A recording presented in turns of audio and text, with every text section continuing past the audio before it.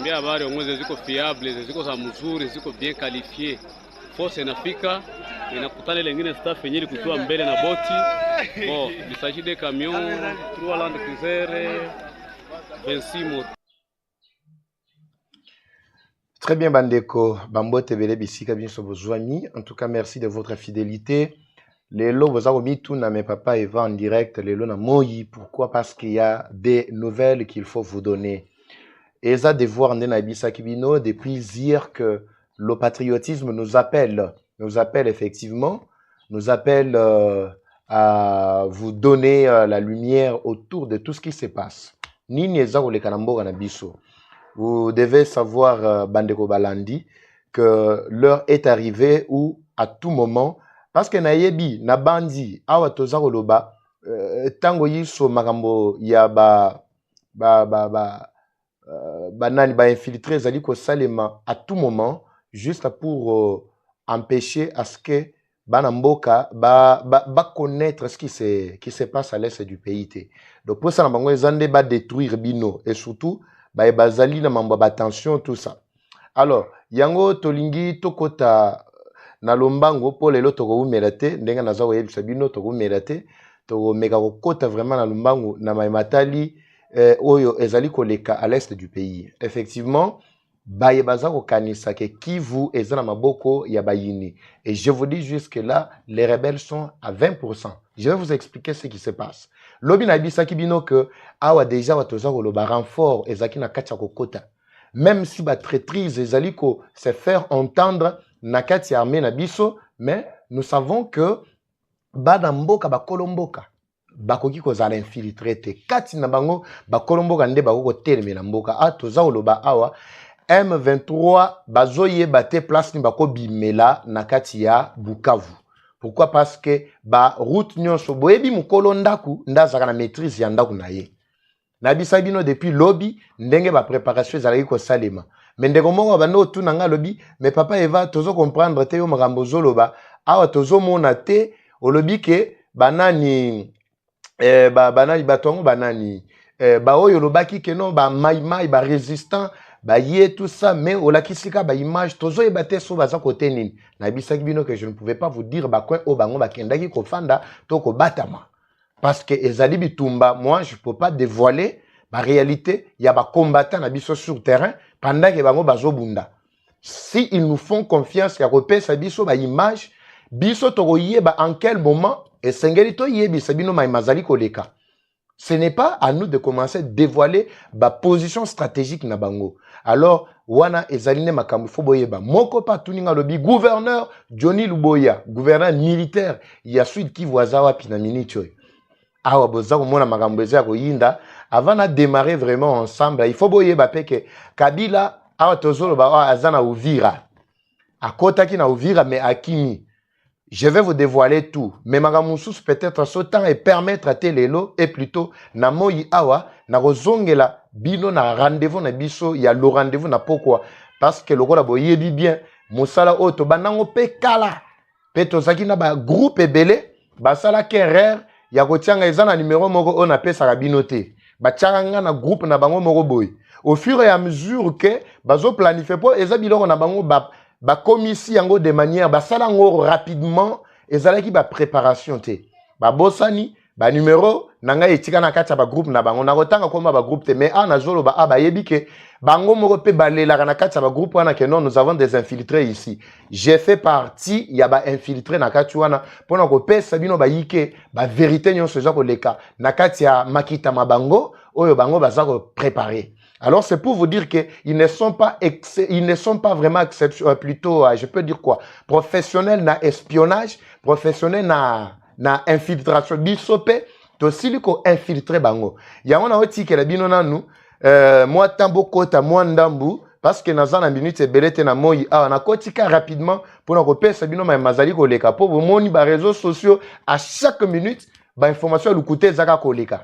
Na fandi Nathalie, na moni pe bapele leki, ba message koti, mais papa Eva, toyokibo, je suis obligé à tout moment qu'il y a lukuta, ngana kota, pour repérer sabino lumière autour de tout ce qui se passe. Kabila, makati ya Uvira, oui, je l'ai dit, pour na retirer bino awa, confirmation mususu mais na kolakisa bino bilongité na kotiela bino boyeba qu'est-ce qu'il planifie là-bas a tozoloba awa akotaki depuis mkolo na mais tozoloba a akimi aza suna Uvira te. Je vais vous expliquer ndenge akotaki na ndenge zalaki ko préférer à opérer. En tout cas, merci na bayeban so balandaki mkolo malobi na ozela bon matissa bon matin un peu moins ebele comme ça tout démarrer, je peux prendre même 20 ou 30 minutes seulement wana na tikeli bino lumière autour ya makambo kili oyo et salemi na tongo ya lelo pe na moyi a toza koloba awa na bayebazali na est mobimba tozali 13h 13 minutes bayebaza na Kinshasa pe na ba côté à Équateur bandundu tout ça tozali 12h 13 minutes. Alors nazo pesa bino ba clarté de tout ce qui se passe. Combat esili ko reprendre lisusu awa na Kivu pour Kivu et surtout Sud Kivu ezali ba point moko très complexe et compliqué. Plan ya munguna nyonso toza nango awa même pendant qu'ils étaient en train de tailler même la carte pour ba attaquer Uvira balobi non awa na Bukavu moi to fanda vraiment mo mikolo belé zate po to sentir que batongo bazaneti te mais bazo résister to comprendre te so que résistance oyo ezali ad mystique to ezali andenge nini na kotiela bino soki temps et permettre na kotiela bino pe na ba conversation na bango na ba écrit na bango nanga pe azana kati ya groupe wana je l'ai repéré. En tout cas bandeko bo lembate bo zalaka na biso na rolandaka à tout moment pour na koyeba lumière autour de tout ce qui se passe na moment oyo bato ebele mutu nyonso azaka na monopole ya koyebisa bino ce qui se passe azaka na avantage moko boy ata ba baza kokosa baza kolekaka lokola ba réseaux sociaux komi nango polele pona mutu nyonso bazo obligé ka ba pesa bino ba information lukuta yango biso to koti avec objectif ndako détruire mensonge ya munguna pe ko pesa bino lumière.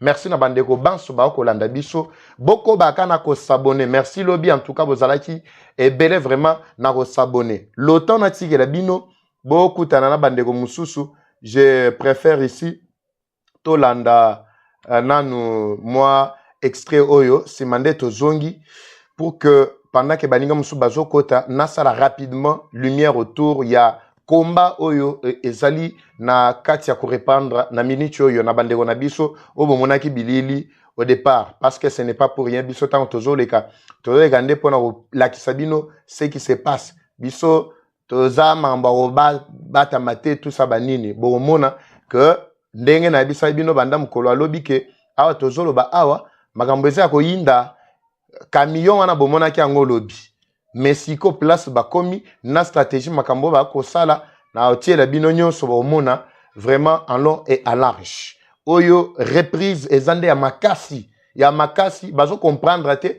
batongo bazongeli boye ndenge nini et puis baza mituna mais bapimela ki bango biso tanto solaki parce que ezana complicité na bango ba solola ki pour que bapimela baninga oyo manduki oyo bana mboka po bana mboka bagire balobi te mabelo ezaka ya biso surtout ko bakana mabele oyo.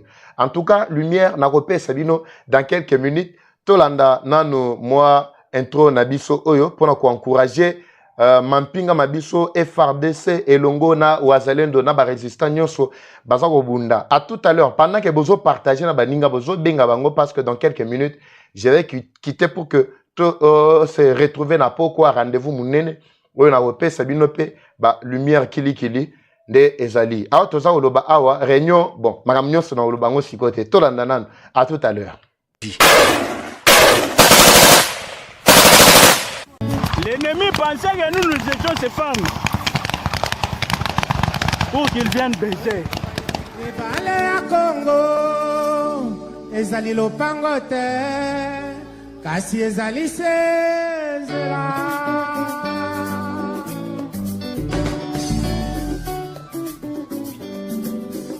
Et salut à tous, mon message aujourd'hui premièrement est adressé au FARDC, aux militaires congolais pour vous dire que non. Premièrement, c'est un message de félicitations et d'encouragement. Félicitations par rapport à ce que vous êtes en train de faire et pour vous encourager de continuer à le faire et même multiplier aussi beaucoup d'efforts. C'est très important. Je sais une chose, ce n'est pas facile, mais vous pouvez y arriver car je sais que vous êtes tellement fort. beaucoup de gens vous sous-estiment. Mais moi, je sais que vous êtes vraiment fort. Car la victoire d'une guerre, ce n'est pas premièrement le matériel, non. La victoire d'une guerre, c'est premièrement Dieu et deuxièmement votre morale. Vous devrez mettre ça dans la tête que vous êtes là pour la victoire et vous l'aurez au nom de Jésus-Christ. J'aimerais aussi faire appel à tous les Congolais. Il est temps de soutenir votre pays. Il est temps de soutenir votre armée. Je le vois aux États-Unis ici, quand tu sors avec ta tenue, ton uniforme, tout le monde te donne le privilège. Tout le monde s'arrête pour te dire merci pour tout ce que tu fais pour cette nation. Sans vous, nous ne pouvons pas être les États-Unis que nous sommes. Ayez cette attitude, ayez cet esprit patriotique. J'aimerais vous dire une chose. La Bible dit ceci. Priez pour le pays là où vous résidez, car votre bénédiction en dépend. Tu ne peux pas être joyeux, tu ne peux pas être béni si ton pays n'est pas béni. Premièrement, ton bonheur dépend de ces pays-là. Donc, je vais aussi faire appel à tous les Congolais de soutenir le FARDC et surtout aussi les TikTokers. Donc, vous avez beaucoup de visibilité. Prenez au moins 1 seconde, 2 secondes d'encourager vos militaires. Ça sera une bonne chose. Que Dieu vous bénisse, que Dieu vous garde. Thank you.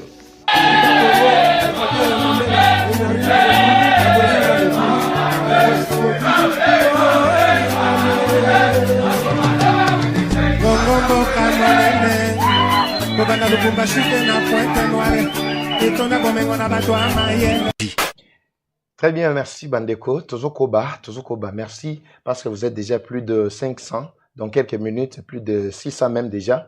Merci Bolakisi déjà Ngouma, Nabino. Bochape ba j'aime moi mingi pour nous stabiliser live na biso ezala vraiment beaucoup plus stable. Bocha ba j'aime koti o chepe ba j'aime otali kotoyo en direct on a ba j'aime moi ebele et ba on ba s'abonner, vous abonner en masse pour permettre à ce que chaîne na biso pe live na biso ezala vraiment stable et katate ndenge zalaka à un moment bino bozana kati oyoka makambo bien na ochele bino ba image mbala moko ekati.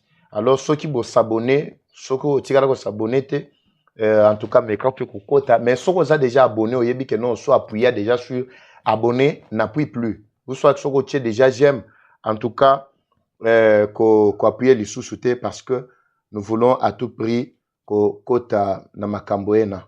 En tout cas, les lots, lundi le 17 février 2024. Les alliés lundi, vous allez constater effectivement que vous avez un peu moins likolo pour nous repérer notre côté Mbalakata, mesdames et messieurs, pour vous donner la lumière autour de ce qui se passe actuellement na est na biso na minicho. En tout cas, nzamba pambola ba vaillant héros na biso ezana ba héros dans l'ombre. Batu oyo kutu toko tanga pe ba kombo na bango awate. En tout cas, nzamba pambola bango pona manso bazali ko sala. Peut-être yom tozana Bukavu na minicho yo. Oza peut-être na kati andaku ozolinga obi mama muke otalata libanda ce qui se passe c'est quoi kobi manayo muke obetika lisboye omoni M23 ozongi mbangu olobino ils sont là, ils ont envahi toute la ville parce que bango na ibisa bino ke musana bango eza terrorisme ezali démonstration mais en réalité bitumba ezali ko salema malgré traîtrise na kati armée na biso. Mais nous continuons toujours d'encourager FARDC na biso. Mais pas faux généraux baza corrompu. Baza corrompu, tosi lobby boyokaki, voice mon na tchela kibino awa, et yaki uniquement ngande munazala ki nango. Qu'on ne vous trompe pas, il y a certaines choses, quand kasoki na tcheli bino, parce que ngana réservé la cabino priorité. Et ça, musu bomonaka a pour la première fois. Ce qui bomoni yango esinde na partageant on a groupe WhatsApp, baninga musu bazui ba bandine ko panza, bo banomona skwe bandi ko matako kita. Nous sommes toujours en avance parce que tozana l'équipe na biso. Et il y a la maîtrise il y a est mobimba parce que biso, il faut de botu na biso tozana maîtrise, il y a ba kwenyo sowana que ce soit sud, ton nord Kivu, moi maîtrise ya makasi pezali. Mutoko sabinote. Ba information lukuta obozali ko zua à tout moment bakangi boy atosoloba M23 sali boy atolobi ba militaire na biso nyonso ba nyati bango babomi bango autant ba kofi ba tous ces alukuta soki boyoki ba biloko lolenge bongo bozela na poko to nangonga yiso numéro na biso pe ezali tant mususu bengi toko zala peut-être occupé na maga mususu bengi to yambite mais comment ta message tika ta ba message toko récolter mituna na bino nde toko tuna bandeko baza sur place et surtout baza na ba service secret na bitumba tango toza le bela service secret ezaka service ya anero boyebi o ya corrompu oyote eza pe na ba service na biso baza ko pesa biso makambo pe biso tokota pe na ba recherche na kati ya ba groupe na bango awa nazolo ba awa baza na kanda pourquoi ils ne comprennent pas bazoko kako repérer numéro na ngaite numéro o na chaki na kati wana ezanga te na chaki bino nde bo mi chaka ngai il y a déjà 2 ans boko yeba na ba groupe wana il y a 13 groupes oyo naza na kati wana 13 nazaki na ona 17 mais na longwa par accident na mususu mais mususu pe baye ko timelanga bomoni babi o numéro ezalaka suspect et lo bagateni nte ba retirer numéro wana mais c'est vrai nga pe na partager biloko na ba groupe mususu wana ba stratégie biso tozo kende kandenge bozo kende wana so ki ta permettre nga na ko tiela bino pe oya lelo oyo bango tango ba subir attaque mystique pe na attaque sur place ya bandeko na biso oyo ya ba wazalendo les vrais wazalendo ba résistant ya makasi tango ba subir yango nde na yoki na kati ya groupe wana milelo na milelo o bino boyeba kite boyeba kite bobanda ko sakana boyeba kite ke mboka oyo lobi na tiela ki bino mutu moko atuninga me papa va tomona camion moko na batu bazokende me yo kosi biso ke non baza ba résistant ba okende Bukavu ba ke boyina botu sabake wana ebisa ki bino que lobi je ne pouvais pas dévoiler destination to yesika camion ekendaki parce que ezalaki na ebisa bino ezalaki ba 16h tango ezalaki kokende lokola boyebi nzela wana nyonso eza bien asphalté awa tozande ba 17h30 17h40 l'heure ba komi ba doser tout ça mais na minute choyo onga naza ko yebisa bino eza déjà ke attaque bandi weza kokota na bango ya mukolo mwalobi botala PR wana botala tipende ba telemi wana bomona ke eza déjà na position moko déjà bazwaki ba coin stratégique moi ebele pour que non na tongo makasi allez balancer pe attaque contre Batouana. Bango bazo comprendre te côté nini bato baza ko utela. Awa tozolo ba awa bandeko Kivu ngana ndimi eloko ndeko moi yebisa kingai. Oui, c'est vrai na yebisa que depuis jour wana que moi aussi je connais Kivu surtout Sud Kivu. Bukavu wana ngana yebi Bukavu. Eza ba zone moko très compliquée. Ata onde munguna koti boye to yebi ke no kokota o baza kokota na Congo. Particulièrement pe na ba ville nyonso obokantia kino ba zuwana ezali ba cimetière na bango bako yeo kate ndenge bakokufa bibebe musoko mona ka sotuki bombala moko zwi lisasi. C'est ce qui se passe maintenant. Mais bako yebi so bino te peut-être na pokwa nde batu musu bako bana ko pesa bino ba information ba nini mususu que non nous avons vu attaque koti boyina boy tout ça mais biso toza déjà na avance. Na kati ya groupe na bango baza ko bani balobi ke toza na maîtrise ya Sud Kivu te mais éclaireur bazana ba appareil mon bango ba tambolaka à l'aide ya appareil géopolitique géolocalisation ba appareil na bango baza ko salela ezoko kasuko repérer place banguna to place plutôt attaque ezate wana ba conversation na yoki na kati ya ba groupe na bango ba nous avons testé depuis que nous avons fait l'entrée na kati ya Bukavu yango toza l'aise te na kati ya Bukavu wana ba audio bato baza sur place ba M23 baza na kati ya Bukavu bazo tinda ba conversation na bango ba msu bazo koma tout ça babi mais il faut renforcer nini il faut renforcer système na biso pour que to yeba na ko communiquer ko repérer facilement bandiela po ko to toza na maîtrise mingi te Goma ezalaki un peu facile pourquoi parce que wana nazo ça la synthèse de manière directe na ba conversation ezapena ebele pour que zwanga tant awa mais na longoli bandambu ya ba audio mususu ona kotiele bino na pokwa à partir à 21h30 toza awa pour que voyoka déjà ndenge banguna baza déjà terrorisé na kati na kana bango na kotiele bino pena onanga yeko Kopekisa bango, il a tapé sur la table pour qu'il se taise parce que malaise, comme qui tellement ébélé, na kacha groupe na bango wana. Alors, ici, na koti pour na pesa bino déjà lumière bandeko. Boye ba que bandeko na biso, ba FRDC ba baza déterminé. À part ba bazali sous commandement, il y a ba généraux traîtres corrompus. mais ba oyo bazui conscience surtout ba wazalendo ba résistant nde baza na kati ya kosala vraiment buluyeke. Effectivement nazali kosenga bino les wazalendo boza kolanda ngai, tout ce que vous êtes en train de faire là, continuez à le faire parce que ça met très mal à l'aise l'ennemi a tozolo bangamu nazalaki na kati ya ba groupe wana depuis le matin nazalaka koseka nazalaka koseka tango mosuta nazolo ba bakozwa numéro on tie awa po batala na ba répertorier bo banda koluka na kati ya gopa komona eza oyo te numéro eza na kati eza oyo te bokanisaki ke non panique ezaka na kan ya bana mboka les Congolais qui se plaignent. Non, panique eza na kan na bango. Panique eza na kan na bango ya makasi ya nazo yebisa bino bandeko. En tout cas fortifié ba yike banso bana Congo bisika bazwami bakanisa teke batuana baza plus fort. Na kangi pe conversation moko balobi na kasi tant balobi que non, on ne parvient pas à bien maîtriser la localisation. Pourquoi? Parce que Sud Kivu est moins compliqué. Malamu soki ke tozwaka Uvira. C'est ainsi qu'on pouvait avoir maintenant l'accès. Il y a sortie directe. Attends, Moussitoko Kimela, Nanzela, il y a Nini, il y a Tanganyika. Moko kati na bangwa zako yebisa bangwa lobi. Mais boza mangu ya kokende, mangu ya kokende. Mais toza kati ya ba province. On ne peut pas aller dans l'ordre dispersé au moins. Il faut tokende de village en village. C'est ainsi que ba élaborer plan moko na repese bino na pourquoi oyo direction ba kolinga bazwa.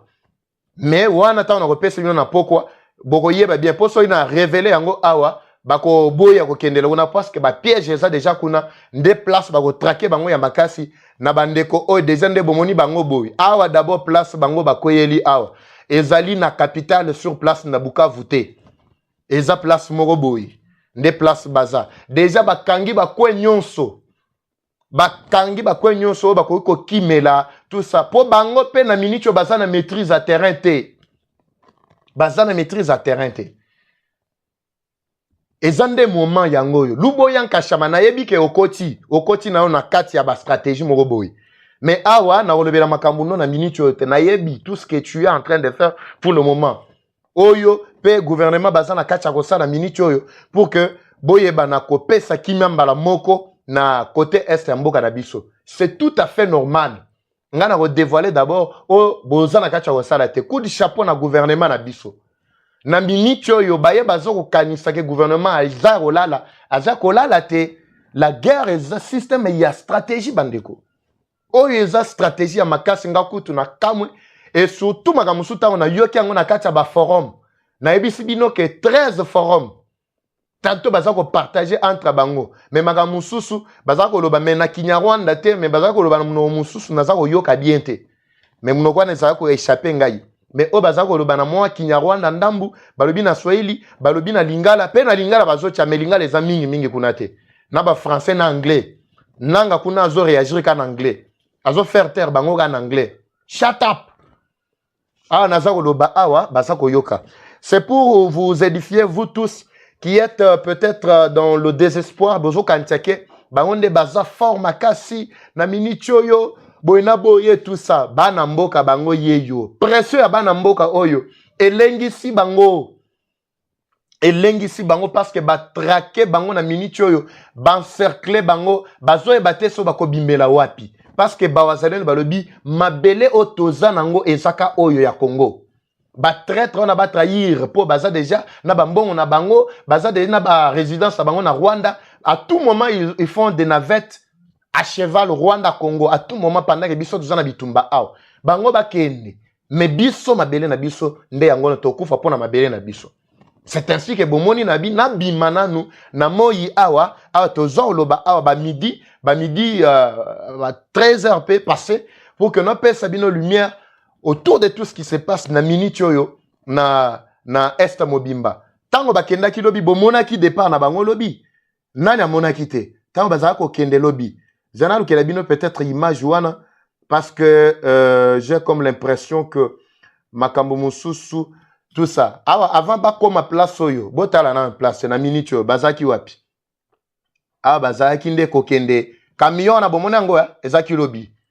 J'aimerais vraiment que tout le langage moko vraiment na bandeko. Ana ko tiela bino d'abord image na son. Boza o mona na d'abord image na ba kisele bino son. D'abord boyo katango bazaka ko kende ndenge bazaka ko loba nini.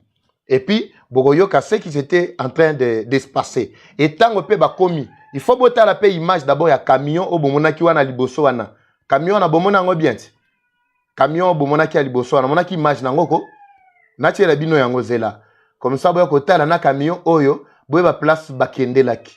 Wana koyebisa bino ndenge nini ba réussir sikoyo ko entourer ba tuwana na minicho bazolela. Balobi to sala tout pour que notre bloqué na kota Uvira. Uvira pe kune résistance ya makasi ba matisi. Boyebi ke bana mboka na biso balobaki mais papa Eva botala nanu. Papa Eva mena minicho tozo comprendre te. Bazolinga kopesa biso nini. Baolinga kopesa biso passage te mais toko sala ndenge nini. Ba minduki. Ba pesa biso minduki biso to sala nini tokende ko bunda na batu wana lokola ba FRDC. Ba chef na bango bazali soi-disant corrompu. Alors, notre la bino image ya lobi nde boza ko mona ngope na ya lelo tango bakomi po botuna ki ngai mingi. Po ma papa Eva mais justement bazo kende wapi nga na bisa bino lobi ke na wayebi sa bino place bazo kende te. Pendant que j'étais en train de tourner l'émission à lobby, na pesa ki bino déjà idée image que bakota ki quelque part. Eza musika te na nord na plutôt na Bukavu. Eza nango à 4 km na Bukavu. Les places babatamaki, ils étaient en train de se déployer ça et là. Alors, awa toza oloba awa déjà eyindi na côté waneza esengo pona biso ba etozali ko bunda pona mboka.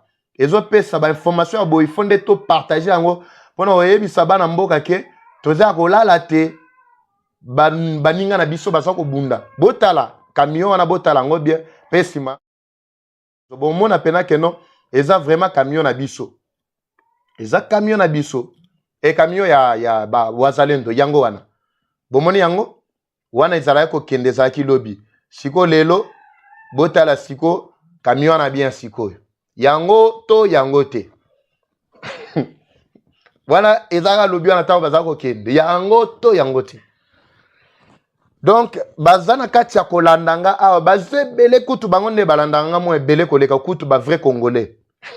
Na bisa bino sobo moni peut-être 1000 batu 2000 3000 boye bake ezande bango mingi ezande bango. Bango nde bazalaka mingi na kati ya kolanda. Eyindi.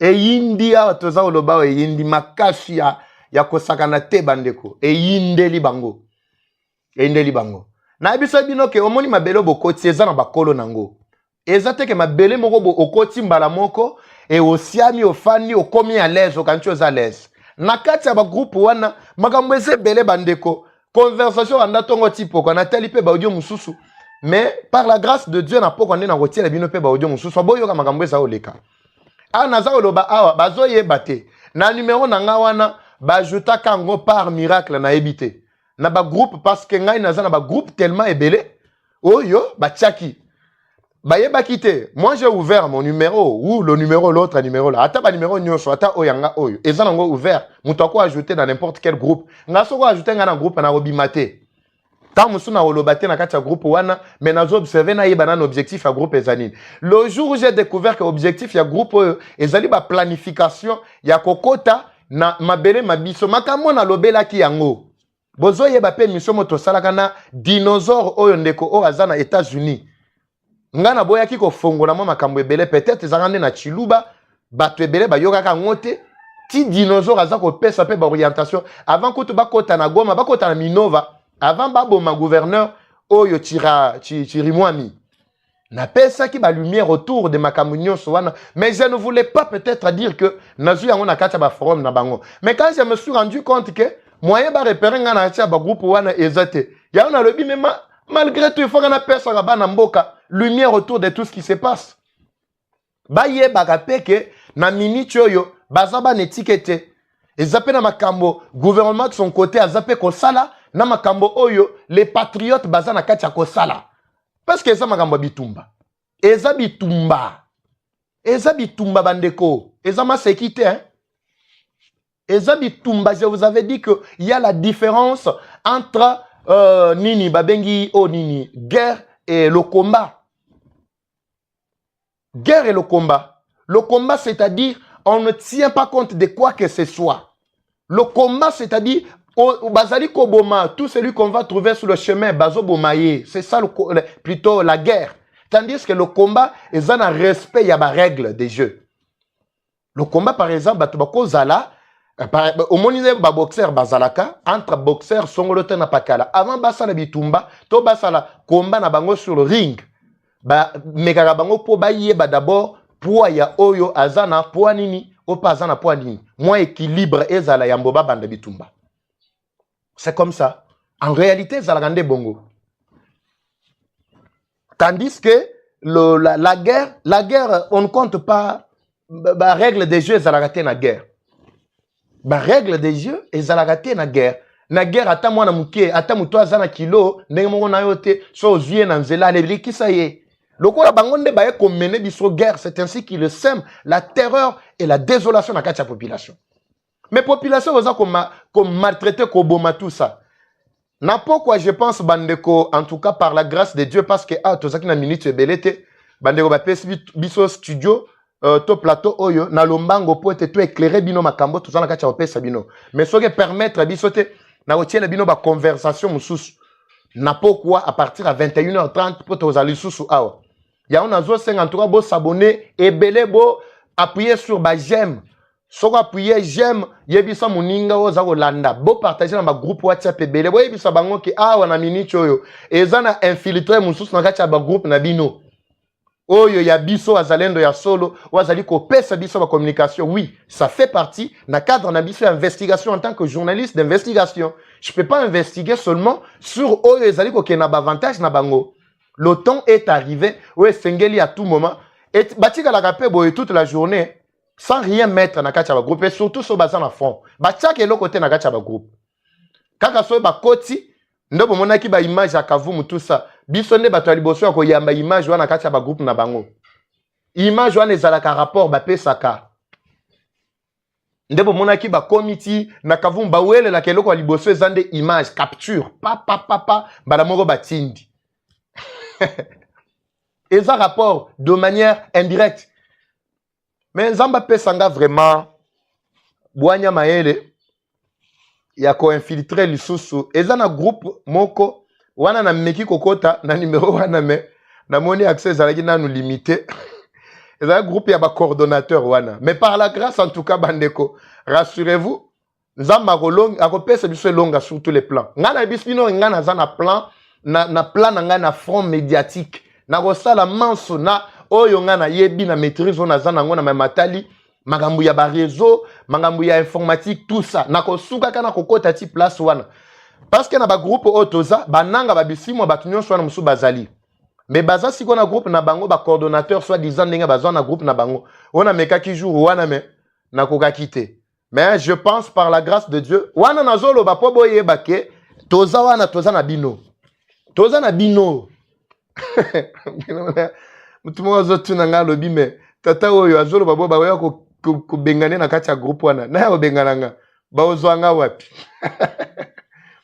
ba ozwanga wapi na kati ya groupe wana awa na minute oyo baza deja na kati ya débandade ya makasi kutu bandeko makambo oyo ese kisangai bino boza komona wana ezana ngoka réalité mais vérité yango oyo ezao muto akobima bonela ebisa bino muto akobima boye pe alakisi ke ngai eyo naza visible boye na boye tout ça mais na kati ya mutema na ye ayebi na ye ke no a place na telemi awa en tout cas soka na yoki ke mbala moko tout ça mususu pa lobi likambo moko na Kinyarwanda mais na suka nda ko bakisa na mnoko mususu na yoka kite alobi ke biso kwento telemaki tonimi atako nimba te parce que basali soki une semaine bazola la tatoko kangali sur pa meza na moi eza na butu na ba fatigue nyonso tozaki nango na bité soki naza ko lota to soki nini to sutoka bombala moko babomi 18 personnes kati na bango bazali na coin moko oyo bazako planifier bakita na nzela ya nini Uvira avant que Uvira mboka nini oyo zela Uvira eza musika Uvira eza deuxième ville à plus de 100 km na Bukavu zela. Mboka wana kombe kimi. Tango na koyoka ngo suna poko na kozongera bino wana koyebisa bino. Alobi bazaki na kwa na bazaki 18 personnes. Ye kati na bango nde azwaki vie sauve. Au moins ye kati na bango nda azwaki vie sauve. Alobi to comprenant ki tendenge ba koma ki tina niveau wana. C'est ainsi que nous avons appelé bataillon liboso ba simbaki état major na bango na kati ya Katana, kati ya Irusu côté o bazalaki koya nde côté batiaki ba renfort na bango. Babi awo mutu aleki te. Asa mitu na mebato balekela kinzela nini. Balekela kinzela nini. Wana conversation ya moko kati na bango oyo azwaki vie sauve. Mais les autres wana bayoki te ndenge babimelaki bango pe babomaki bango. Alors ils sont vraiment dans la peur totale. Si ndenge bomona ka bango so bomoni bango bo apercevoir la présence ya moko mibale kati na bango boyeba ke basana débandade ya makasi. Bituma oyo reprendre siko na tongo awa image na repesa bino ne na pokwa. Awa naza kopesa bino ce qui se passe na pesi bino po image o soki na bina pesa bino position ya place bitumbezali munguna kozwa mbala moko akorienter po ete ba éliminer bandeko na biso. Yango makambonga naza koyebisa bino fo boyeba lobi na yebisa bino keno na kotiela bino image yango bomona ki yango lobi na bisa bino na kotiela bino image oyo bomona ngo botala camion bomoni yango bien so na yebisa bino keno na poko siko to tango tokotana na jeep eleki wana Land Cruiser wana mituka nyonso eza kolekana bomoni yango bien siko botala image wana ezaki ba 16h 15h30 16h bato wana nde bazokende siko botala a camion na yango te siko na koyebisa bino te place bakendelaki to bakenda kofanda po bamene ba démarche toyebi ke ba infiltrer baza pe kati na biso po ke bateka pe bakoin awa na minute ata soki o repérer place o bandeko baza lisusu awa te okoyeba bitumbango na biso bino ke guerre ekozala ebandaka mukolo ke guerre ebandaka toyebi mais mukolo esilaka nde eyebani te po lo biso toyebi ke loko eza ya biso mboka eza ya biso tokosuka kana kobotola mboka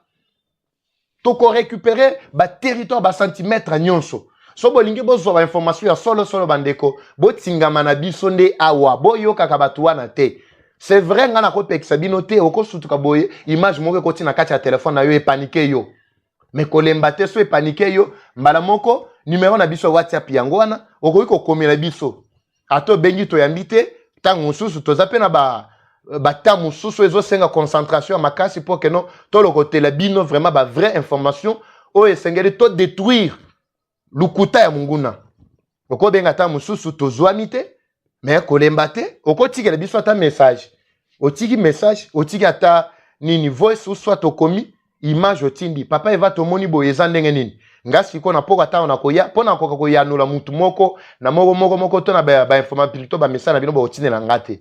Je reviendrai au moins le soir tant que batunyo so bagozala en place ndeto bundi totie pona kolakisa bino maye ma zalibongo koleka. Bandeko bakosa bino mukolo malobi. C'est vrai awa baona ba monite bazo mona. Bakosa ki bino camion na bomoni yango bien non? Oui. Ah ya biso ezala na ba vraie information.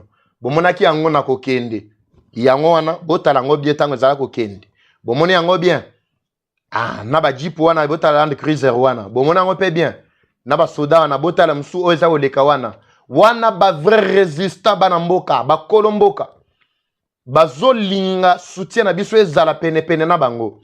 Siko botala camion wana. Yango te bato wana bango te. Ba jeep wana yango te. Tango ezala ko kende bandeko mo banda oyebisanga balobi mais papa eva tomoleka camion apamba ememi bato ezo kende mais yo oyebisi bisa ke non ezaba wazelendo nde bazako kende pona kobunda na bato wana na Bukavu. Mais boyoka ki na son pona bayoka ki son te il faut boyoka son ya lobby tango ba camion wana ezako kende yango ne na kotiela bino boyoka ti na bason yango wana bama imai yabo bagenda akatarama aba ya kutumborira yaba bazamuka bama imai naona aho baba bende atolazamuka wetu bagazamuka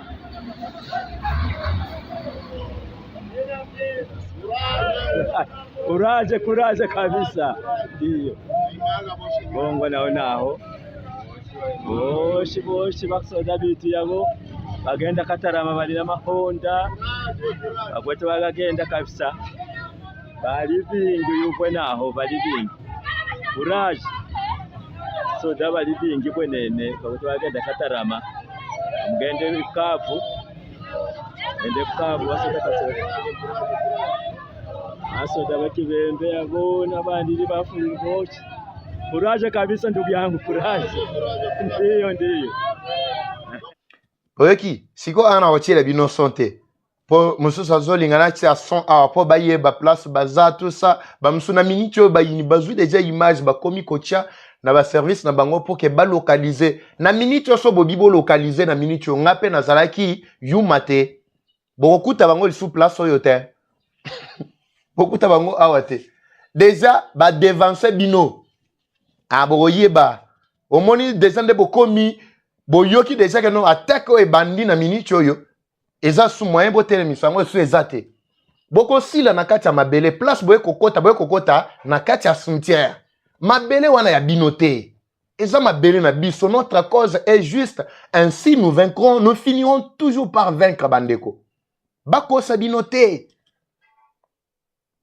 tolobi awa tozu Bukavu na miniti oyo tozokende Uvira bokeba pour votre information d'abord Nord tout comme Sud Kivu ndenge bato bazo kokanisa ezali pris totalement na ba rebelle jusque là na Sud Kivu soki tobi to mesurer oyo ba rebelle bazui place o bango bafandi to ba infiltrer biso bafandi tout ça et kozala 10%.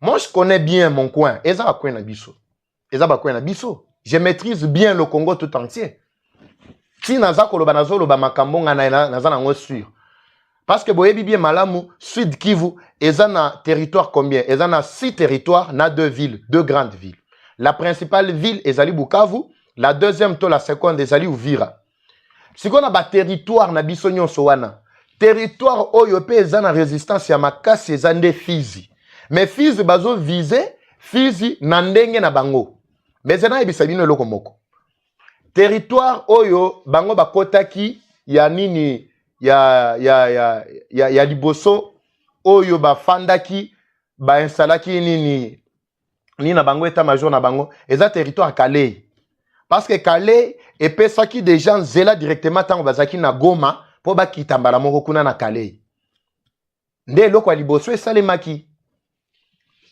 boyebisa ngai à part Calais territoire nini mosusu oyo bango na bakoti kaka ba village songolo pakala baza infiltré ça et là bakozala baza Iwusu baza na Katana lokolo boyebi ke non eza nango ka direct nzela direct vers Bukavu na quelques infiltrés au baza na kati yako ko buila na kati ya Bukavu bazo linga baluka skonzela ko kimela bazo ko kate batako to ko mitu na babi me bato bayeli nzela nini ndenge ni basali pour que non ba bloquer bisoboy. Alors c'est ce qui se passe maintenant mesdames et messieurs. En tout cas bitumbeza makasi na miniti oyo tolemba te bana mboka ngai nazaka awa nouvelle ye na zongi awa na pesi bino soka bomoni ke no live yango oyo Eva Patrick mbala moko bokota bovengisa pe bandeko na miniti boyebisa bango basabone pe belé bozala wana pour que na pesa bino lumière autour de tout ce qui se passe. Je me suis engagé maintenant dans ba groupe nyonso nazaka na 18 groupes na bango. Mais musu na ebite ndenge na bimaka po numéro wana RMO ezwaka ba problème. Musu ebimaka tout ça. Mais au moment où nous parlons, nazana ba groupe na bango. Pe ba information nga na robana ko pesa bino ezande ya kan na bango pour que ba yeba ke biso to ebi plan na bango. Sur le plan médiatique, toza pour communiquer. Je communique pour la nation. Merci na bandeko nyonso o ba pesa biso maboko. Mutuna mo batuna kingai ya aéroport ya Kindu. Non, aéroport ya Kindu. Na ebisa bino depuis jour wana. Image na tshela bino. Aéroport ya Kindu eza sous menace te. Aéroport ya Kindu eza sous menace te. Boyo ka bolanda nanu extrait wana aéroport ya Kindu. Kindu kimia ezali problème te. Aéroport yango eza à l'aise. Service elingi kikasi aéroport tour de contrôle ile. Nyume nani iko kule. Ngai major Gishamba ngayo. Gishamba ko pa. Jusqu'à présent hakuna hata kitu moja grave. Aéroport iko vide pa. Vérifie kule. kule kote kwa wazi. Angalia aeroport. Kindu yango wana aéroport national de Kindu. Kindu eza sous menace ata mukiete. Donc muto ko sabino te bazui image moko ya lukuta oyo batali tango activité zalaka te na aéroport bakangi kangi ba photo balobi les femmes eza lukuta tout moment Kindu yango wana. Pona ba baza ko tuna tout ça sous menace to sabiso to goyebi sabino makambolo lenge longo bami. Nous n'avons aucun intérêt à koko sabino bandeko. Bozomona donc nyonso wana lukuta na bango wana aéroport ya Kindu. Eloko ezate kuna. Donc c'est pour vous dire que makamoko sabino lisusu ezate. En tout cas, tokotaki na lombango po tozaki na ngongebele te bandeko balandi. Na ina chikela bino bo partager pe belé na bandeko musuba balanda pe makambo oyo ba baza musika ba yeba en réalité ce qui se passe en ce moment. Parce que quand soki na koti te ezama mobulu po bozala vraiment na maîtrise. Il y a tout ce qui est en train de se passer na mboka na biso na minicho. Matondi mingi na ba banso ba kolanda biso na bité so bozwami wapi bo appuyer ba j'aime pour na ko stabiliser live na biso pe ko pesa pe moi makasi na oyo tozana kacha kosala na minicho. En tout cas, c'est très important. Na bisaki bino Kabila a été aperçu to ba monaki na Uvira ezapambate o na bisaki bino. Ndeko mo tuninga papa eva me na mission moko ya lobby to landaki mais pesa biso audio moko bo otoyoka ki traîtrise ya makasi na kati ya mboka. Mais du coup, na moni live angope, c'est comme si je n'avais plus retrouvé le lien. Mais bon, je ne sais pas les amis qui sont à la technique, veuillez m'aider, bo pesa ngata moi 5 à 10 minutes seulement na faire comprendre à bandeko o les kaki tout autour ya makambu. Merci beaucoup. Makambu ya nini ya live o nini plutôt audio to salaki mkolo mwa lobby. Bozelana nous lelo moi chocho moko awa en tout cas la condition yo César réunité climatiseur réseau ça la télé lo awa mbangu mo tokoti ya bo moni moi koto kandambu ezali. En tout cas je peux vous faire passer ça pour na ba oyo basengi na lombangu. Merci beaucoup namoni Nzambe akobundela biso. Nzambe akobundela biso. Ça c'est évident.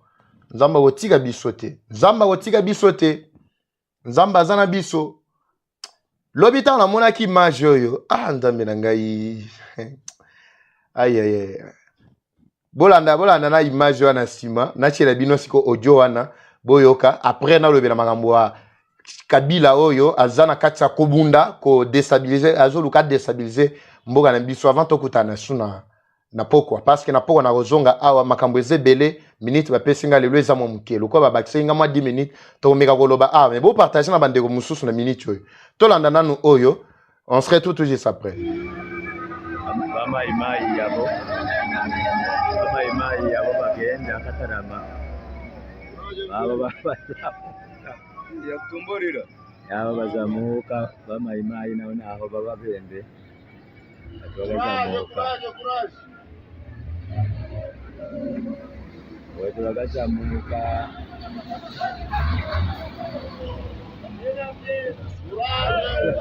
kuraje kabisa ndio bongo naho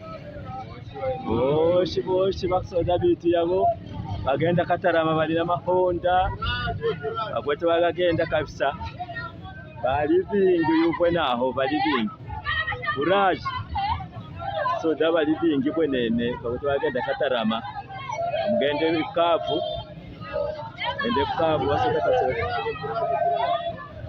asoda bakibembe yabo nabandi bafungochi kuraje kabisa ndugu yangu kuraje ndio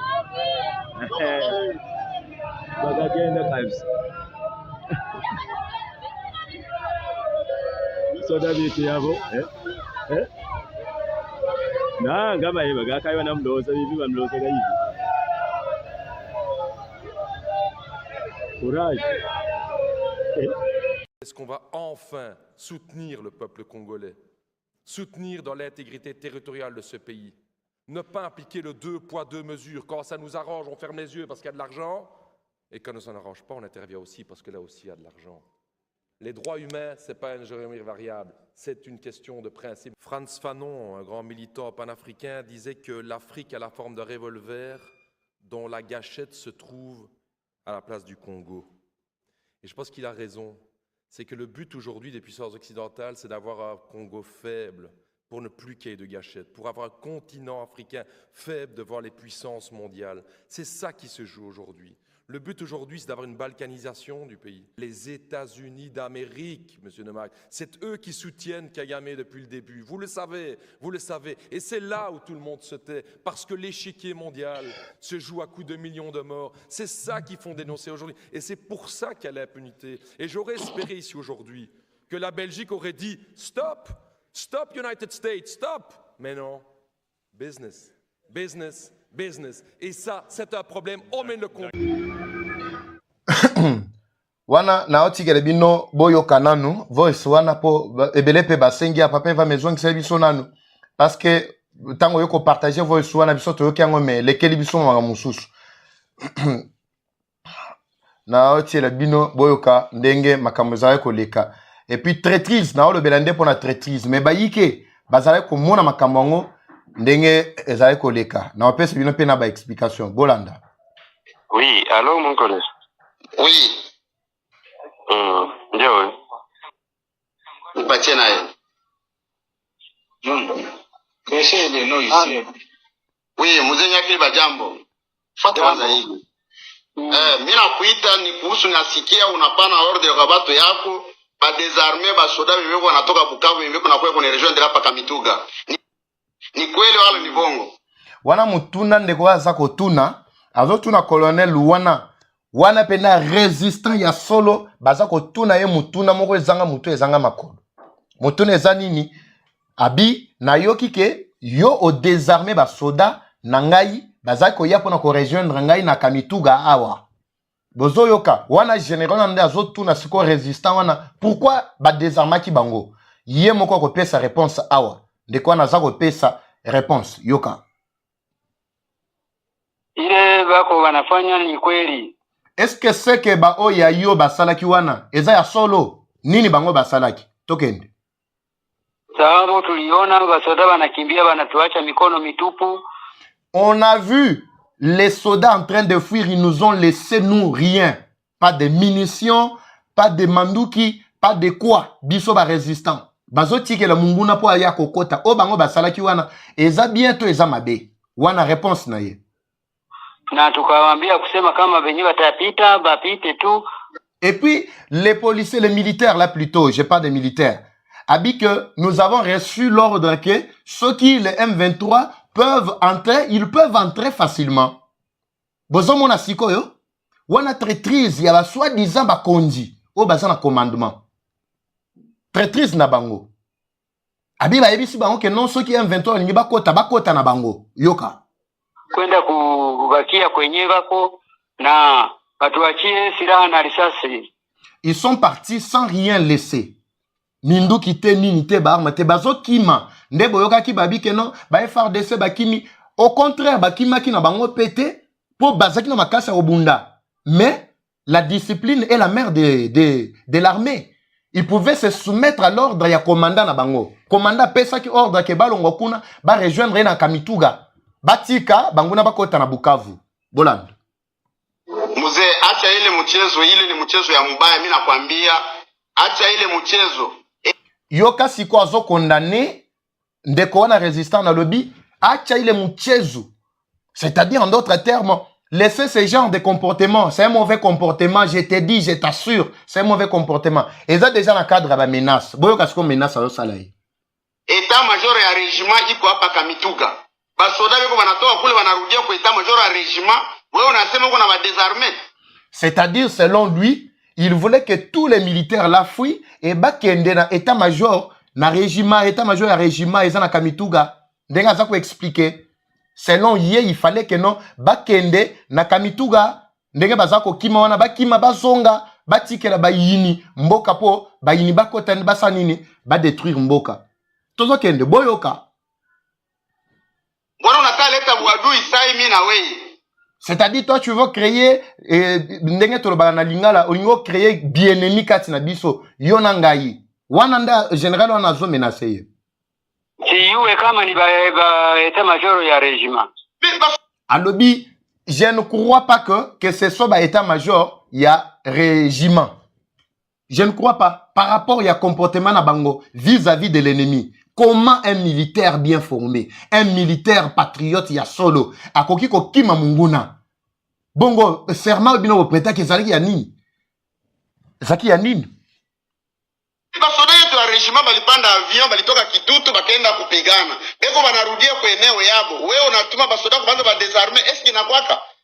L'objectif c'était quoi? Tango ye ndeko oyo résistant moni ke no basoda bakomu ko kima. C'est ainsi que à tel mission bikani bozo kima po nini? Mungu na ye wanazo kota. Bakoya ko boto le biso mabele bandeko. Botele matobunda. Balobite biso tozu ordre ya kozonga kamituga na état major ya régiment. Mais ndenge nini bino bozo kende nde a désormais mamabi comme ça bo pesi biso manduki biso to tele na mungu na. Parce que ngai na yebi bien Sud qui veut plus précisément Bukavu. Résistance ya makase zalibo la démission mon asala qui y a plus d'une semaine. Na bisa bino ke na Goma pourquoi parce qu'ils avaient réussi d'abord ya ko encercler ba coin belé ya Goma voie etikaleka moko ya nzela ya mai. C'est ainsi comme on a qui non ba généraux ba kimaki na Goma ba musu ba kimela ki na nzela ya mai po ba kende na Uvira bazonga ba côté ya Bukavu Uvira tout ça. Mais koto yo entre Zalaki Nango pour l'élé, Bakwenyo Suzaki Nango pour l'élé. Mais l'ennemi ne pouvait pas pénétrer directement. Mukolo Mabele Azaka Mukolo Mabele. Yo traître ko sukaka traître. Boyoka. Komanda batayo kumunjia. Muzemi na kwambia nitampatia ordre batakupika. Unashikia?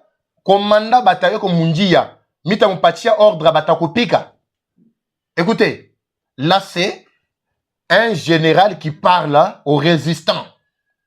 Après avoir donné l'ordre que basoda balongwa nakati yanini bapesa munguna njela akota na Bukavu. Bandeko na habité so bozolanda makambo bien. Na habité so bozolanda. J'aimerais que tout le ba vraiment langage moko biso nyonso. Bolanda bien. Wana na solo belana niveau ya traîtrise parce que bato bazo trahir eza basoda na biso molongo te. Eza linde soit disant ba chef wana. Ça c'est la situation ya moi ya lelo. D'abord oyo eza conversation na bango ya mukolo mwa lobi lo l'équipe plutôt. Tango boyoka ki que non faire de sa kota ki na bo petenyonso et plutôt M23 kota ki na bo petenyonso sans résistance. Mais on avait loué le mérite et puis on continue à travailler. Il y a commandant, il y a 33e région militaire Yav, Kavoulou, je crois. On avait loué en tout cas ces prouesses. Il y a un autre temps un peu comme on a coup de chapeau. Soko sali prouesse biso toza pona ko betelo maboko parce que décision tout maïman soza ko sala pona bolam ya Congo biso to beta maboko awa. Mais soko sali buso ba biso toza awa pona ko dénoncer yo. Ndenge toza ko dénoncer au général Oyo. Mais na kotanga kombote pour l'instant. Mais awa tango za kolandanga yebi déjà que non tozua ki déjà makambo na bango nyonso yangwana. Boyoka alobi ke akopesa ordre na commandant na chef d'état major azako ya po aya ko éliminer ya ko bundisa ndeko oyo. Boyoka. Kokote binafanyika haiko mimi tu ndio mimi navifanya binafanyika Chabunda huko mtu mzima huko mtu mkubwa ujeshimie. Komanda batayo colonel eko nyuma. Yeko na kufikia kwanza nikwambie. Commandant de bataillon eko nyuma eko na kuyanjwa kukupiga. Yoka wana be menace ya ndeko wana ba menace zanga tina. Azo menacer ndeko oyo résistant. Mais yoka siko réaction ya résistant. Tafunga njia. Ni wewe yao mimi. Kama tu kwanza tutafungia njia. Eske kama unapenda ufunge njia ndio utanyang'anya soda bunduki? Nitamnyang'anya bunduki na hako anakimbia anatoka wapi? Très bien. Eko nakimbia eko nenda wapi? Hapa nakimbia anatoka nakimbia eko nenda wapi? Comment tu peux fuir l'ennemi sous prétexte que soit qui ordre moroboy? Bande on habite so bozolanda. L'habite so bozolanda bien. Wana nazo pesa bino ka éclairage autour ya audio o na tiela bino lobby na ba explication pour na ba bazale ko yoka swahili te et pe ba o ba yambaki audio ma ba yebaki bazwaki vraiment ba explication nyonso te yango naza na kati ya kotiela bino awa sikoyo kande ko na réaction na yetango asiliki mbona yeye huyo anakuwa nani adu yeye ule ko nakuya l'ennemi est en train de venir mais basoda be ko nakimbia njua nini Anake mzee unaitika tunaangaje guerre mimi na wewe. anakuwa lokali Mimi nasema unaitika tunaangaje vita mimi na wewe. sina kushinda alimushinda ozo sakano koyeba okoyeba ay bandeko bolimbisa lelo mamulunge na kati ya biloko oyo en tout cas tozobunda to chata moi climatiseur to pesa rabino ba information na climat moko ya bien mais tozobunda par la grâce de Dieu en tout cas je pense que ça ira ngana rolongwate awa on a ménagé ce cadre juste pour na pesa rabino ba information ya solo ko détruire lukuta ya munguna c'est ça l'objectif na biso na kati ya mayo to ya ko sala toza un objectif mususu te awa ngana kolobelaka makambo oyo banguna baza ko planifier na ye nango anacheli bino na ba image na ndenge ba plan na biso pesa ko kende mais ba plan na biso na ko pesa bino yango na avance te oyo ya banguna nde na koki ko pesa bino na avance parce que bitumba oyo c'est une guerre injuste biso to ko suka kana kolonga mabele za biso eza loko na biso bakoti c'est vrai mais bosi ya mabo fanda kasi mabele nde yangwana ndeko moko atindelinga message na kotiela bino yango na poko na Goma abi papa Eva ne pensez pas qu'ici biso tozana kimia na Goma tozoluka batuneti ba biso nde déjà to se mobiliser boy mais si ma mobilisation bandeko na yoki j'aurais appris que za na plan moko balingi basala pona ko kende ko saboter ba makambo moko boye pe ko bundisa ba FRDC bakota na kati ya population na bana Goma mais je n'ai pas encore bien vérifié mais na rolandelango malembe na po toyeba réellement si c'était une bonne vraie information ou pas so que ça solo tant on a ozonga na pourquoi na koyebisa bino ce qui se passe mais bande ko bayebisinga ke toza kolemba biso to ko fanda na batu oyo te mais soit disant gouverneur na bango ye wana banomé mbongo siko sala musale zo utawapi bango balobaki ke bazana bambongo bakosa bino te nga na yoki na landi discussion na bango sur bambongo oyo gouverneur asengaki na kati ya groupe na landi discussion c'est vraiment des choses à casser les nerfs et ça tellement ebele bandeko oyo vraiment na kotiela bino mwa ndambu à quoi pour que boyeba que la peur n'est pas dans le camp ya bana mboka bazo terroriser bana mboka pamba mais nous avons presque tous les détails possibles pour na repesa bino Maesengeli. Boyoka, continuité d'abord, il y a discussion à Bango. Discussion à Bango d'abord, à ce stade. Boyoka d'abord, continuité, il y a discussion à Bango. Ah, attends, on va commis à niveau na balobini. Et pas de koana, ou azaraki soit disant commandant. Tango ba bandi siko ko potana. Azo yebisa lobi, yondo zana makasi ya robundisa ba M23 boyoka. Na kushinda wewe, kutangaza vita tena kushinda. Mulisema mlisomea nani? Manake wewe una nguvu kwenda kupigana na M23. Unashikia? Wewe ndio una nguvu ya kwenda kupigana na M23. Ile nyoko nasema haifai. Wewe ndio una nguvu ya kupigana na M23. Shikia, là c'est un général. C'est un général. Anasema je dois engager la guerre entre toi. Il dit attaque kama on engagé, shimina kushindwa. Je t'avais déjà vaincu et je dois te vaincre. Ndio anamwambia asema c'est ainsi qu'il lui dit que non, c'est toi maintenant qui a la force de vaincre maintenant le M23. Yoka, c'est un général, commandant. Sina kushinda wewe kutangaza vita sina kushinda. Mulisema mlisomea Manaka wewe una nguvu kwenda kupigana na M23. Mnafata? Mufata. Wewe ndio una nguvu kwenda kupigana na M23. Ile nyoko nasema haifai. Mnafata? Bandeko lelo na lingina tika nanu masolo awa parce que minute on a 10 minutes et l'équipe déjà en tout cas nous sommes obligés de vous quitter et puis na ba conditions zo permettre à tête zo bunda par la grâce ba ba ko kanisela biso so bo kanisela biso moi nini climatiseur moko ya bien moi ba conditions ya bien pour que tous à tout moment pour na ko pesa bino en réalité tout ce qui se passe les affronts médiatiques on a lati. Bon, mon ngai tango yiso na kotelema na ozalaka na bendele oyo po yango nde na okenda ngo na lilita. Je suis fier d'être congolais, fier de l'être et je le serai à jamais. Munguna akoterroriser ngate. Munguna akozongisa nga sima te. Ici, je permets à tous les Congolais, Nazolo Banaba Congolais, tous les Congolais, je parle bien des vrais Congolais.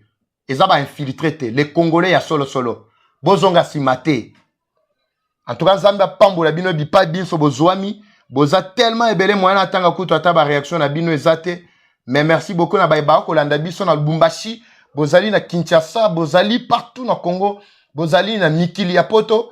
Baïba Zali ko benga na Minicho Yobotika na ko benga. Simapo na zan direct. Eza direct. Son na tiki direct oyo. Nde toyi ko zonge la ba appel. Ou soit ba message na bino mais ba bazan makambo ya koyebisanga ba ko komela ngai boko melingai parce que ça pena ba appel mususu ya ba ennemi juste pour ko embêter ngai. Alors c'est pour vous dire que je reçois pas mal d'appels chaque jour ba musu bazo benga bazo menacer ngai et surtout lelo ndenge na bimisi biloko na bango na Mpwasa boy en tout cas na éviter bandeko mais nzamba batela biso nzamba a garder biso vraiment en tout cas bo partager na bandeko nyonso bipa biso bozwami boy bisabango ke Eva Patrick akozonga suna pokwa ngai nazali wazalendo a na front médiatique pona ko pesa bino ba lumière tout autour de tout ce qui se passe bako sabino lisusu te lukuta na bango komi na suka. En tout cas merci beaucoup no ba banso balandaki pe bazako landa biso minute biso esili pona minute oyo ba conditions de ko permettre te mais nazo bunda malembe pour que na tia vraiment ba conditions de lenge esengeli to meka vraiment mais beau partager et belé beau s'abonner beau tia ba j'aime belé pour que to ebana kokoba na ko soutenir musala oyo tozali ko salela bino mutu moko aseninga papa eva metiele bisoko avant okende tiele bisoto yoka au chef de l'état le baki par rapport ya ba négociation na Rwanda mais avant tout na otiele bino nanu oyo message ya ndeko moko pesi bandeko ba Rwandais pe na ko tiele bino oyo Tshisekedi alobaki tout à fait donc a ndé zabo déjà na longwe na kimibino nzamba batela bino ngana bino tokutani na ngonga oyo ezali ko ya na banje kozala na pokwa na 21h30 na kozala awa. C'est parti. Coucou la famille, j'espère que vous allez bien. J'aimerais m'adresser au peuple rwandais, un peuple frère à la République démocratique du Congo. Chers Rwandais, chères Rwandaises, vous devez savoir une chose importante. Dans le conflit qui oppose Kagame et la RDC, il est important de réaliser qu'il se passe quelque chose dans l'histoire de l'Afrique. Kagame est votre président que vous aimez sans doute bien. Vous l'appréciez parce qu'il a apporté un semblant de développement au Rwanda. On ne peut pas le contredire. Un leader fort. C'est lui qui vous a amené des infrastructures. Il développe le Rwanda plus vite que ne se développe l'Afrique du Sud. Coup de chapeau. Mais cependant, dans le conflit qui l'oppose à la RDC, Kagame est en train de vous livrer et vous laisser un héritage très empoisonné. L'histoire est têtue et l'histoire va se répéter. Dans l'histoire de l'humanité, les grands peuples, les grandes nations, les grands pays ont toujours fini par se réveiller. Toujours. On ne va pas ici vous citer tout le pays, mais en voici quelques exemples. Quand on parle de la Russie, quand on parle des États-Unis d'Amérique, quand on parle de l'Afrique du Sud, quand on parle de l'Australie, quand on parle de l'Inde, quand on parle de la Chine, quand on parle du Pakistan, on parle de l'Égypte, et peut-être aujourd'hui on parle même du Nigeria. Les grands peuples se sont toujours réveillés. Et gare aux ennemis à ce peuple-là. Aujourd'hui, Kagame est parmi les leaders africains qui ont déjà accepté de trahir l'Afrique au profit de quelques centaines de millions d'euros qu'on lui donne. Kagame a déjà signé des accords, ça fait très longtemps, avec le pouvoir occidental pour livrer les ressources naturelles et pour servir des bases de renseignement pour la zone d'Afrique australe. Kagame est dans des messes noires. Il a accepté volontairement. Il a accepté d'être l'élève de l'Union européenne ou des États-Unis afin de servir les intérêts de ces grandes puissances. Ça, on le sait, c'est plus quelque chose qu'on peut encore démontrer ici. Il a accepté d'avoir de l'argent sale qui l'aide à développer son pays sans doute. Mais il a fait un choix volontaire. Et ce choix est en train de faire passer son peuple comme complice.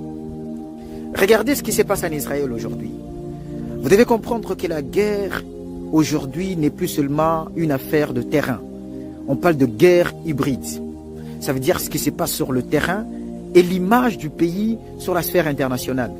Israël a sans doute fragilisé, neutralisé ses ennemis potentiels, le Hamas, le Hezbollah. Et on parle même un peu ici de l'Iran. Est-ce que vous devez savoir ce qu'Israël a largement perdu la guerre stratégique? La guerre stratégique, c'est un peu l'image d'Israël. Israël aujourd'hui, sur le plan international, est passé pour un État envahisseur, un pays barbare, un État barbare, un État qui collabore avec les destructeurs du monde, le pouvoir occidental en l'occurrence. Et ce qui fait que les ennemis d'Israël passent pour des victimes et Israël pour celui qui envahit et qui détruit. La compassion qu'on accorde à ceux qui ont été envahis, les Palestiniens, les Libanais, les Syriens, les Iraniens, ça fait que ces nations vont travailler pour qu'un jour qu'ils puissent se venger. Et lorsque l'aide occidentale manquera en Israël, Israël se sentira seul et mal en point. Le Rwanda est en train de commettre la même erreur. Ça veut dire accepter de livrer les ressources naturelles africaines qui sont censées développer l'Afrique. Au prix, à quel prix? Au prix du sang innocent, le sang congolais, pour pouvoir se remplir plein de poches. Cet argent que Kagame donne aux Rwandais, c'est du poison. Un jour, le Congo se reverra. Un jour, ce grand peuple se reverra. Et ce sera peut-être trop tard. Pour envahir le Rwanda, le Congo n'a pas besoin d'une semaine. Un jour suffit pour envahir tout le Rwanda. Le Congo, c'est plus de 87 fois le Rwanda. C'est plus de 10 fois la population rwandaise. En termes d'effectifs, il n'y a pas photo. Je vous dis, mes frères et sœurs rwandaises et rwandais, que l'heure est à ouvrir les yeux, à ne pas laisser ces tyrans de Kagame vous manipuler, vous entraîner dans un conflit que vous n'avez pas choisi. Vous n'avez pas choisi ces conflits-là. Être en conflit avec la RDC, c'est une erreur grave, grave et grave sur le plan géopolitique. Le Congo est un pays qui, autant il a été affaibli, autant il va se reconstruire. Il y a des indicateurs, notamment démographiques et économiques, géostratégiques, qui font que le Congo est l'espoir de demain. On parle des réserves forestières, on parle des réserves naturelles, on parle des ressources naturelles, on parle de sa démographie qui est constituée majoritairement des jeunes. Ça veut dire que c'est un pays qui a plein de potentiel et d'espoir. Un jour, il se réveillera. Et gare à vous si vous continuerez à être ses ennemis. Alors à vous, un coup de chapeau, coucou, on est ensemble, Kagame passera, Kagame finira, Kagame, son règne s'arrêtera. Coucou la famille, j'espère que vous allez bien. J'aimerais m'adresser au peuple rwandais, un peuple... Déjà par rapport à la première question, vous devez savoir que ce n'est pas une question d'ego, une question d'orgueil ou d'arrogance lorsque nous refusons de parler directement avec le M23.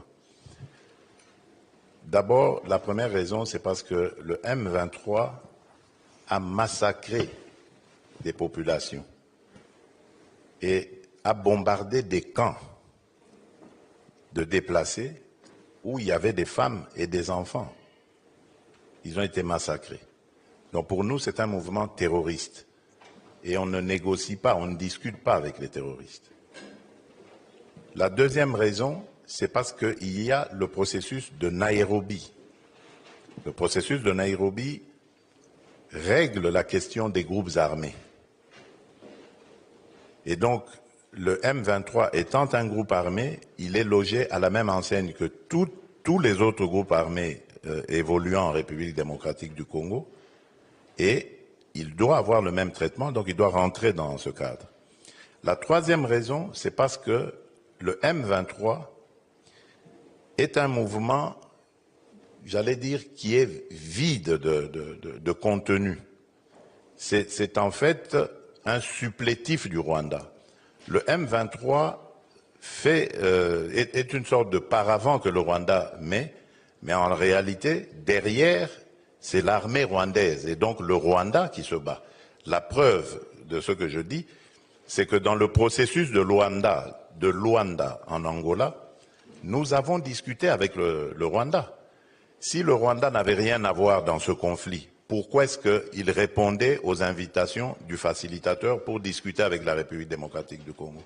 Donc vous comprenez que c'est le Rwanda qui se cache derrière et qui envoie un mouvement dit de Congolais qui vont venir à la table des négociations pour parler des intérêts du Rwanda.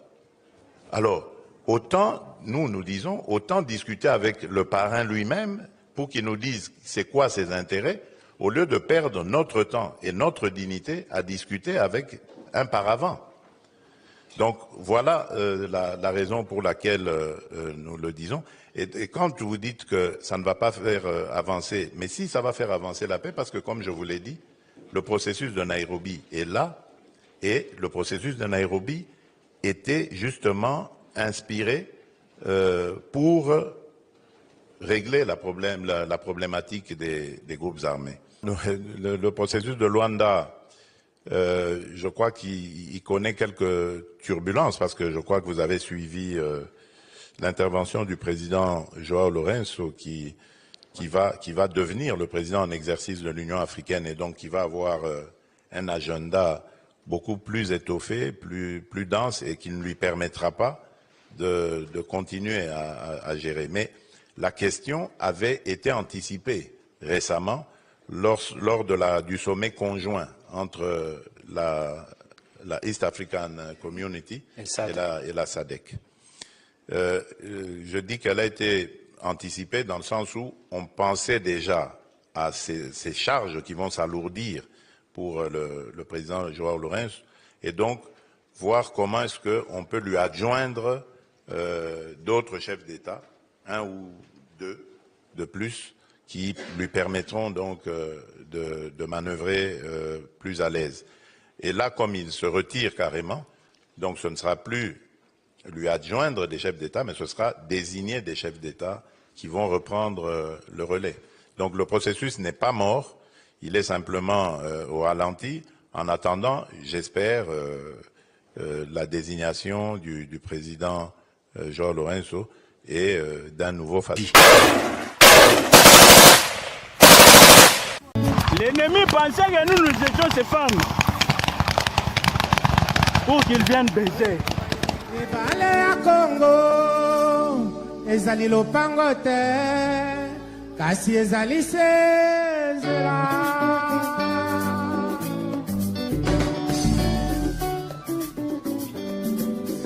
Et salut à tous, mon message aujourd'hui premièrement est adressé au FARDC, aux militaires congolais pour vous dire que non. Premièrement, c'est un message de félicitations et d'encouragement. Félicitations par rapport à ce que vous êtes en train de faire et pour vous encourager de continuer à le faire et même multiplier aussi beaucoup d'efforts. C'est très important. Je sais une chose, ce n'est pas facile, mais vous pouvez y arriver car je sais que vous êtes tellement fort. Beaucoup de gens vous sous-estiment, mais moi je sais que vous êtes vraiment fort car la victoire d'une guerre, ce n'est pas premièrement le matériel, non. La victoire d'une guerre, c'est premièrement Dieu et deuxièmement votre morale. Vous devrez mettre ça dans la tête que vous êtes là pour la victoire et vous l'aurez au nom de Jésus-Christ. J'aimerais aussi faire appel à tous les Congolais. Il est temps de soutenir votre pays. Il est temps de soutenir votre armée. Je le vois aux États-Unis ici. Quand tu sors avec ta tenue, ton uniforme, tout le monde te donne le privilège. Tout le monde s'arrête pour te dire merci pour tout ce que tu fais pour cette nation. Sans vous, nous ne pouvons pas être les États-Unis que nous sommes. Ayez cette attitude, ayez cet esprit patriotique. J'aimerais vous dire une chose. La Bible dit ceci. Priez pour le pays là où vous résidez, car votre bénédiction en dépend. Tu ne peux pas être joyeux, tu ne peux pas être béni si ton pays n'est pas béni. Premièrement, ton bonheur dépend de ces pays-là. Donc, je vais aussi faire appel à tous les Congolais de soutenir le FARDC et surtout aussi les TikTokers. Donc, vous avez beaucoup de visibilité. Prenez au moins 1 seconde, 2 secondes d'encourager vos militaires. Ça sera une bonne chose. Que Dieu vous bénisse, que Dieu vous garde. Thank you.